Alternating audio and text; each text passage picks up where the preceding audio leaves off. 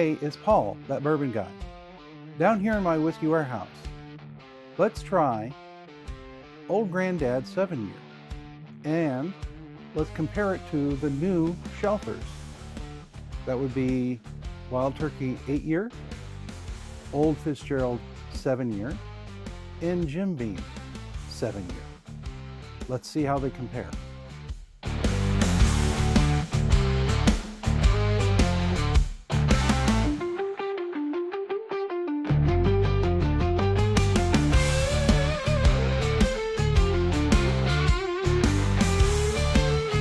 I'm back above my whiskey warehouse, and I have a lineup of bourbons that have just recently hit the market.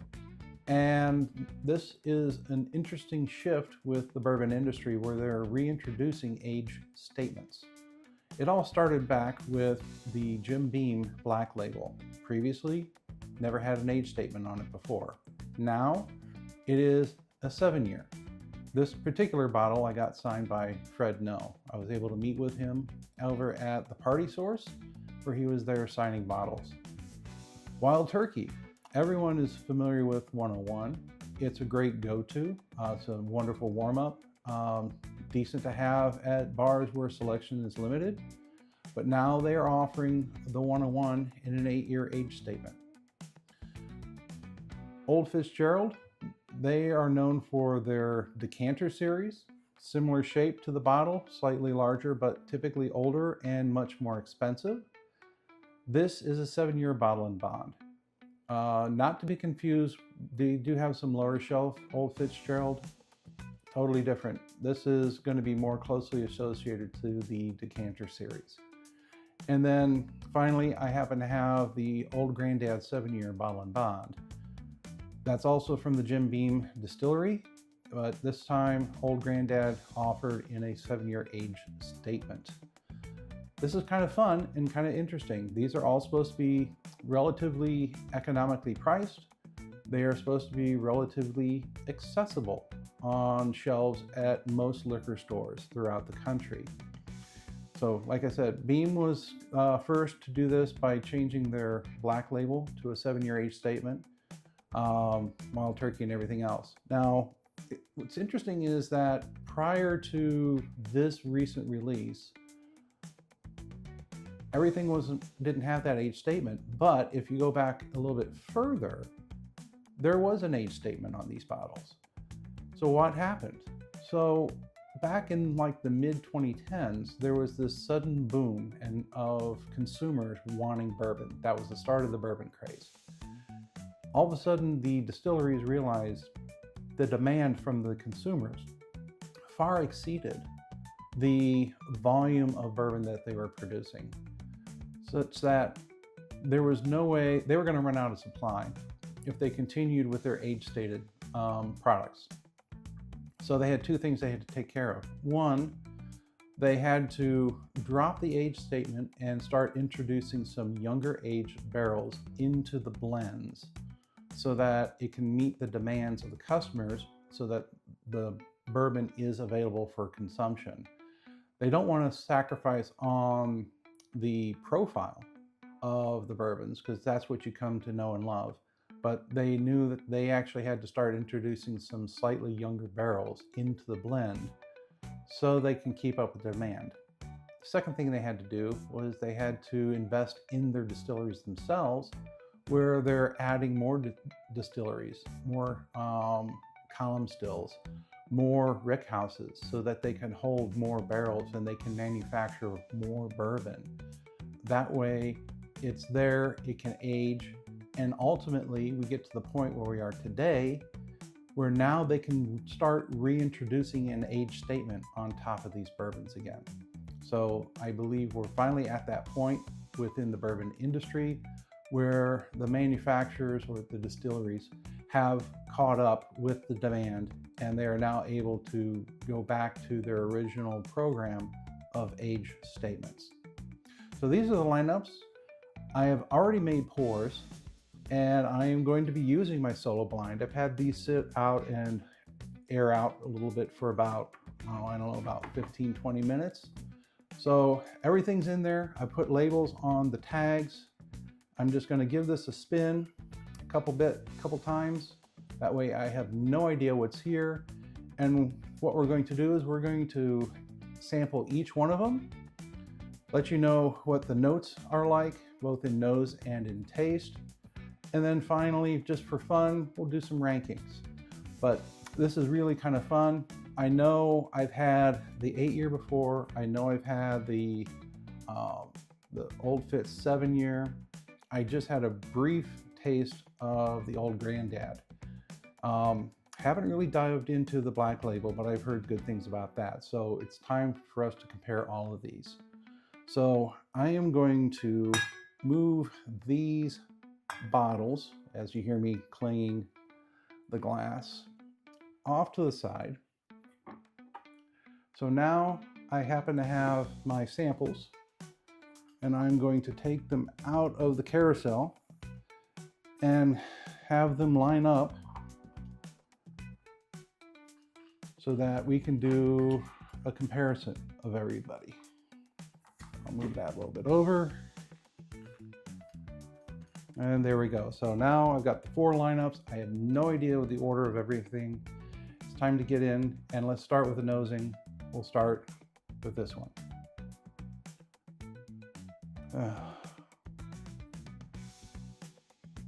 So with this one, I'm immediately picking up a raspberry note. It's a type of a red fruit. A little bit of caramel to the whole thing. Maybe a little bit of cherry notes as well. That's about it. These are all very much around the same proof. I know we got the Old Granddad and the Old Fitz, both bottle and bonds at 100 proof. 101 8-year obviously is 101. The old Jim Beam 7-year, that's coming in at 90. Yeah, it's 90 proof. So this is the youngest one of the bunch. So general ballpark with Jim Beam Black being at a lower proof point. Okay, I'm still picking up kind of a raspberry note to the whole thing. Some caramel, a little bit of cherry. That's about it. Pleasant. Second glass. Man, this is lighter. Definitely lighter note. I mean, I could think that's the Black Label. If I think about it hard enough, I'm definitely picking up a little bit of vanilla and a little bit of caramel, but it's in light quantities. There's no strong nose that pops out on this one. So I'm kind of hunting a little bit hard on this. Okay. I may come back and see if I can pick up something a little bit. Let's go to the third glass. Oh no, that is a totally different nose. So I thought that was like the raspberries. This is definitely a stronger berry forward note to the whole thing in the nose. I don't think I can put my finger on a particular fruit, but it's definitely still in the berry realm. Not a blueberry, maybe between a blackberry and a raspberry, maybe a combination of the two. That's nice. Caramel's faint on this. I mean, that fruit note is dominating the nose on this a lot. A little bit of vanilla, but man, it's that fruit was a big hit. Interesting. Okay, let's go to the last glass.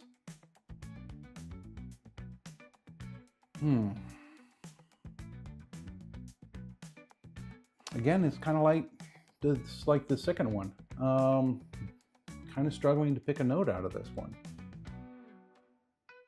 Okay, there it is. Vanilla, caramel, but more vanilla.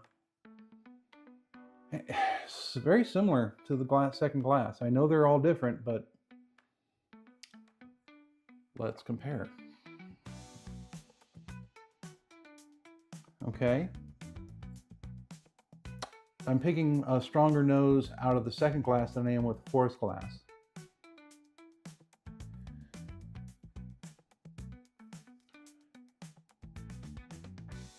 Yeah, stronger vanilla on the second glass. The notes are kind of hard for me to pick out, at least in terms of nose. So, all right, if I was to rank on the nose alone, it's going to be tough between 1 and 3. Yeah, that's a strong fruit nose. This one is a little more balanced, a little more well-rounded, picking up the other notes of the caramel. Maybe a little toffee to the whole thing, a little toasted element to the whole thing. So I think 1 is going to win it for the nose, with 3 coming in second, 2 coming in third, 4th coming in 4th place. We will never say last. These are all good. I'm not having a problem with it, but we just got to rank them somehow. So start with a sip. And now we're going to get into the taste. I'm going to go backwards on this one. So go with the last one, the fourth one. Cheers.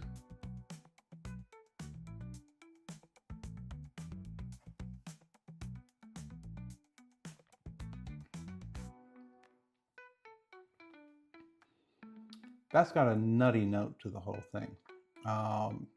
It's a peanut buttery expression. Starts with some vanilla and getting a little bit of cherry mid-palate as well. But all around the edges, from the front of the mouth to the back of the palate, is definitely a nutty experience. So, okay, to me that tells me it's probably one of the 2 bean products. That's typically one of their main signatures in the profiles, but it is definitely a nutty experience.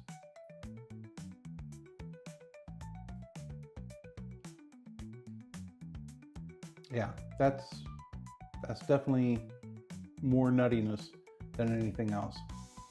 Okay, so that's 4. Cleanse palate. Now we'll move on to the third one. This third one was very heavy on the fruit notes in the nose.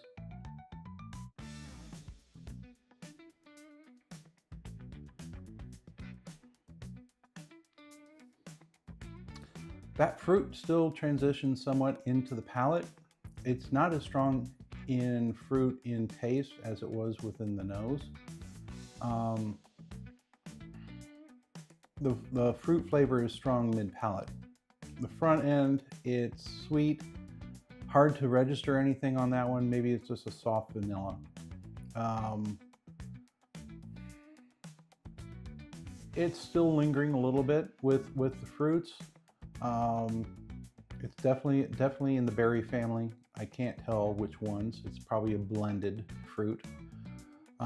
Maybe think of it like one of those, I don't know, one of those little Smucker berry packs that you'd get at like a restaurant. It's kind of a blended fruit type experience. It's what I'm getting in this glass.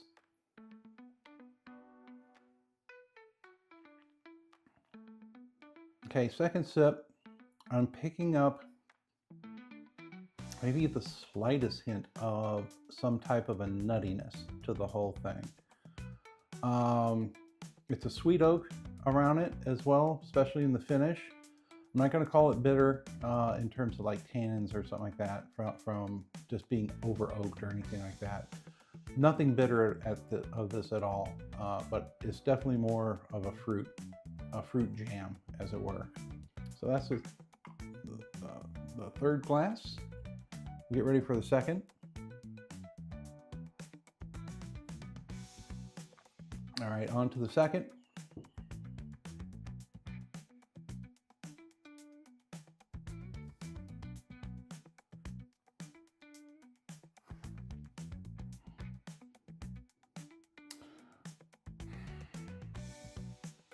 Yeah, it opened up with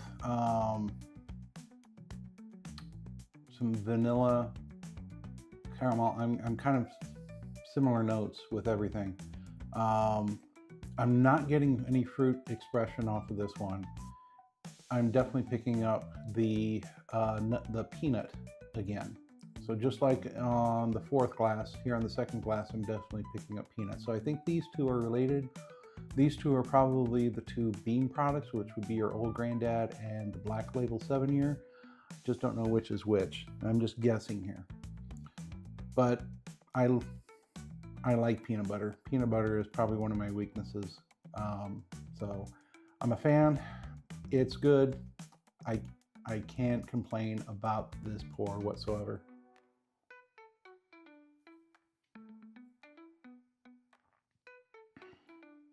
Yeah, that's good. It's easy. It's not harsh on the notes. Maybe I'm getting a little bit of a hug towards the back end. It finishes quickly. All of these have basically finished just in the beginning of the back palate, maybe a little bit down. Starting to get a general hug off of everything, but I think that's just from consumption in general. The individual drinks, like I said, it usually gets and carries the notes into the back palate, but then dies down after that. Good. Nice. I like that.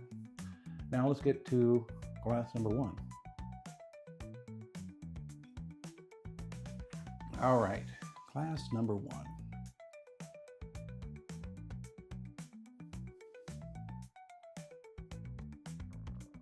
That's creamy. That's got probably a nice, gentle mouthfeel. A little more viscous than maybe some of the others. Man, it's just rolling through a bunch of different notes. So the vanillas and the caramels, I would say some toffee is in here as well. I think I mentioned that maybe in the notes, in the nose as well.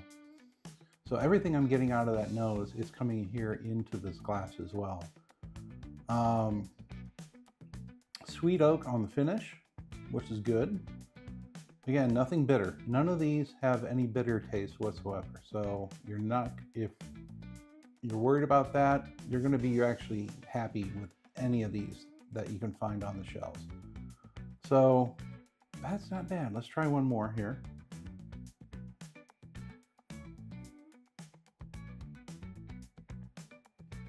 Okay, in this one now I am picking up maybe a little bit of a cherry note, somewhere between the front and the mid palate. Right in the center of the tongue is where I'm picking up that cherry. Not medicinal. Now, if you know me, I don't like medicinal cherry. This is more of a natural cherry. It's very light. It's just a subtle hint of cherryness to the whole thing. Not bad. Not bad at all. All right. So I've had my chance of having all four of these. Now it's trying to figure out what I want to do with these. What order do I want to make these? It's going to be difficult. So I know I've got bean here, which means I'm probably either dealing with a wild turkey or the old Fitzgerald on probably these two. That's just a guess right now. Don't know until I look at the tags. So if I was to put some order of everything, and it's going to probably be a tie between these first two on what I like the most. Do I want peanut butter or do I want something that's got a little more expression to the whole thing? I think that's really going to come down to what I'm feeling and what my mood is for that evening, or what I've had, something like that. Both equally good.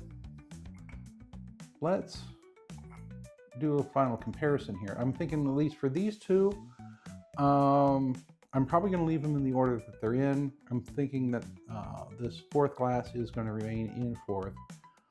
Third glass is going to remain in third. It's just not going to be determining what it's going to be between the first and second glass.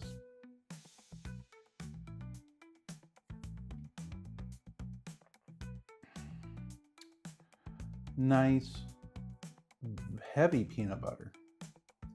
Okay, well, there's that.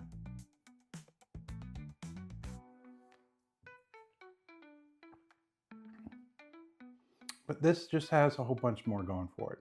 So I think that just tells me I'm going to leave everything exactly in the order of what it is. So 1, 2, 3, and 4. So now I'm going to pull the tags and reveal what these bottles are. So in fourth place, ew, okay, I was totally mistaken in profiles. This happens to be Old Fitzgerald 7-year. I was not expecting that nuttiness out of the Old Fitzgerald. Interesting. Well, there is a little bit of history of some Jim Beam yeast elements into their yeast strain. So when Heaven Hill had that catastrophic fire back in the mid-90s, Jim Beam was able to offer part of the yeast strain to blend in with what it was left from Heaven Hill so that they can start their distilling again and make more bottles. But to me, the yeast really dictates the overall note of the product line, and Beam is definitely peanut forward, but I was not expecting the Heaven Hill Old Fitzgerald. Do like that pour. It is good. All of these, if you can find them at MSRP, they are worth having in your collection. Okay, so that's number 4. For number 3 happens to be Old Granddad 7-year bottle and bond. Okay, these are interesting. I've done these two side by sides once before. It's really going to be, do you want something that had more peanut note to it versus something that had a little more licorice note to it? For some reason today, and I've had them sit for a while, I was getting more peanuts out of the old Forest or the Old Fitzgerald than over the Old Granddad. Interesting, very interesting. Okay, so now I'm wondering where that black label is going to fit. Is the black label number 2 or is it number 1? There's only one way to find out, and that is to pull this number 2, and guess what?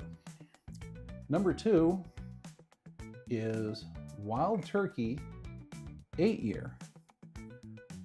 And that then, to confirm, Jim Beam 7-year is number 1. So, for some weird reason, maybe it was just the batch that I got out of these, heavy peanut off of the Wild Turkey 8-year. I did not expect that at all. I always like the regular 101. This 8-year just really gives it a heavier expression. So the regular 101 I know is typically somewhere between barrels between 6 to 8 years, maybe a little bit older, but it does introduce 6 years. Now with 8-year, I believe it's mostly 8 years and some 9 years mixed in, but that it stays within those two-year ranges. I don't know the year ranges on for the Old Granddad 7-year, minimum obviously 7, bottle and bond. Same with the Old Fitzgerald 7-year, and then this Jim Beam 7-year black label, the youngest proof and everything else. It just had an interesting, more well-rounded expression of different notes. That's the lineup today. I mean, I've had some funky lineups before when I did the lineup of the Wild Turkey bottles. I guess I'll continue with my funkiness on giving you a lineup on these new age-stated bottles. So why don't you like, comment, and subscribe down below. Thank you to everybody who has subscribed. I'm now up to 75 members. Let me know if you've had any or all of these. And if you line them up, let me know what your order is. Let me know which one you think is better over the others. That's going to be your opinion. I have my opinion. And guess what? We're both right. Because whatever you like is the right one for you. So do all that. Talk it over with your friends. Let me know what you think. And until next time, if anyone asks, tell them you heard it from that bourbon guy.